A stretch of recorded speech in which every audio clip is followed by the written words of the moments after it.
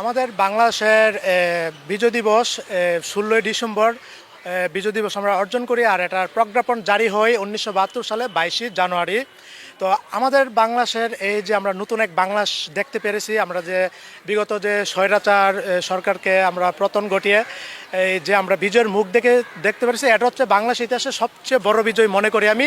16 December, হ্যাঁ, আমাদের সার্বভৌমত্ব, আমাদের পাকিস্তান থেকে আমাদের দেশটা স্বাধীন একটা স্বাধীনতা লাভ করতে পারি, সেটার এক বিজয়ের তো আমাদের একটা আছেই। আমরা যে নিজস্বভাবে বাঙালিত্বের যে পরিচয় দিতে পেরেছি, ওইটা তো আমাদের এক বিজয়ের স্মৃতি বহন করে। কিন্তু এবারের যে বিজয় দিবস 2025 সালে এসে আমরা যে বিজয় অর্জন করেছি, এমনকি 2000 স্বৈরাচার সরকারকে পতন করেছি, এই বিজয় আমাদের সবচেয়ে শ্রেষ্ঠ বিজয়, স্বৈরাচার পতনের এক মহাবিজয়। এবারের বিজয় দিবস আমাদের বাংলাদেশের ইতিহাসে এক অন্যরকমভাবে পালন করা হচ্ছে, শান্তি সুষ্ঠুভাবে পালন করা হবে।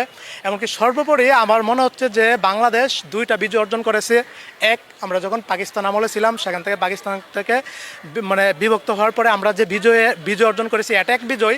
আর দীর্ঘ প্রায় 16টি বছর স্বৈরাচার সরকারকে পতন ঘটিয়ে আমরা যে বিজয় অর্জন করেছি, এটা হচ্ছে আরেকটা বিজয়। মোটমাট দুইটা বিজয় মিলে যেন আমাদের এক মহান এক বিজয় অর্জন করা হয়েছে। এমনকি পরিপূর্ণভাবে যেন আমরা আমাদের বাঙালিত্বটাকে, এমনকি আমাদের যে বাঙালির সার্বভৌম, আমাদের যে সংস্কৃতি, আমাদের যে ঐতিহ্য, এগুলি যেন আমরা এবারের বিজয়ের সুষ্ঠু সুন্দরভাবে এমনকি স্বাধীনভাবে যেন উদযাপন করতে পারতেছি।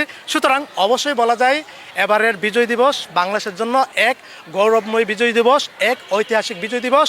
স্বৈরাচারকে পতন ঘটিয়ে এক চির মুক্তির, এক চির স্বাধীনতার বিজয় দিবস বলা যায়।